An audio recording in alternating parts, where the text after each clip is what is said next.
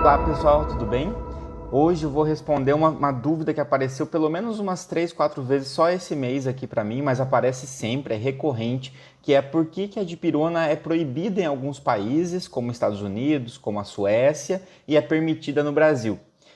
Antes que você pare de assistir o vídeo, que acontece muito, né?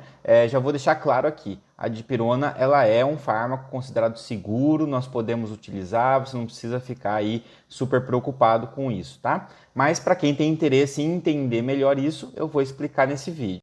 Talvez para ficar mais fácil essa explicação, seja mais interessante a gente comparar medicamentos próximos ali. Vamos pensar no paracetamol e pensar na dipirona, que são aí os analgésicos sem efeito anti-inflamatório importante e que são usados em condições muito semelhantes. E o paracetamol tem inserção no mercado nesses países que a dipirona é proibida, por exemplo, né? Ele é a alternativa para a dipirona nesses países. Por que será que existe essa diferença, né?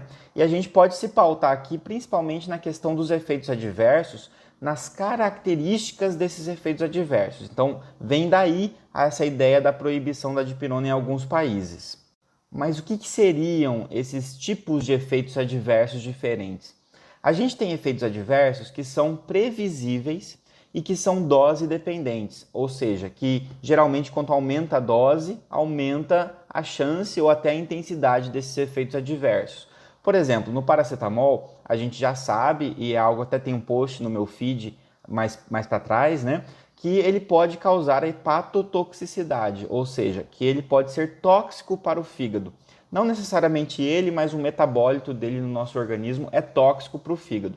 Então a gente sabe que se a gente aumentar muito a dose, esse paracetamol vai ser mais tóxico para o nosso fígado. E isso é um efeito que eu já posso prever que pode acontecer. Já a dipirona, ela tem uma possibilidade de um efeito adverso relatado, que é a granulocitose, que significa a redução abrupta nos glóbulos brancos, né, nas células de defesa, o que pode trazer consequências bem graves para o indivíduo. Não toda a situação vai acontecer isso, mas em alguns casos vai ser bastante grave. E esse efeito não é dose dependente, ou seja, não é quanto mais eu uso ou quanto maior a dose que isso pode acontecer. Isso pode acontecer uma pessoa que usa pouco, por exemplo, ou que quase nunca usa. Então não é um efeito dose dependente. Então qual que é a treta aqui, que é a palavra que normalmente vocês me mandam, né? Qual é a treta da dipirona? É essa interpretação de algumas agências reguladoras, de que, bom, o paracetamol apresenta casos de hepatotoxicidade com mais frequência, porque é um efeito que a gente sabe que acontece, ele é dose dependente, como muitas pessoas acabam usando por mais tempo, acabam usando mais de um medicamento que contém paracetamol, é comum essas alterações hepáticas acontecerem, mais leves até as mais graves, mas a gente tem um certo controle sobre isso, né? Já a dipirona, esse efeito que eu falei agora, é um efeito muito raro, mas que em alguns países acabou sendo suficiente para que as agências reguladoras dissessem não vamos manter a comercialização aqui, porque a possibilidade disso acontecer, independentemente da dose que eu estou usando, para nós não justifica o uso, o comércio desse fármaco. Agora, uma coisa importante que a gente tem que fazer e entender é que é bem difícil aferir qual é a incidência desse efeito da granulocitose, né? E a gente tem medidas muito discrepantes entre países. Na Suécia aparece numa proporção relativamente alta, na Alemanha numa proporção baixa, no Brasil numa proporção baixíssima, né?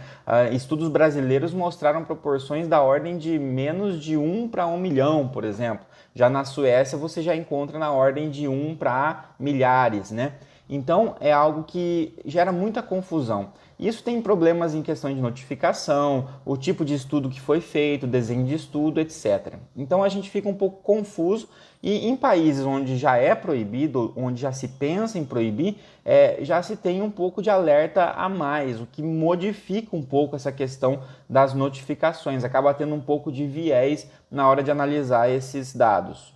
Agora, quando a gente pensa em mortalidade causada por esses fármacos, por anti-inflamatórios e por dipirona e por paracetamol, a gente vai perceber que a mortalidade por esses fármacos ela é baixa, né? São fármacos relativamente seguros, lógico que a gente não pode sair usando sem motivo nenhum, mas são fármacos considerados seguros e Paracetamol e dipirona, quando a gente faz uma comparação de mortalidade, ela é muito próxima, uma mortalidade muito baixa e muito parecidos. Não existe uma discrepância entre paracetamol e dipirona. E são inferiores às mortalidades causadas em geral por ANES, por anti-inflamatórios, né? A aspirina, diclofenaco, etc. Que também tem uma mortalidade baixa, mas maior do que desses outros dois fármacos.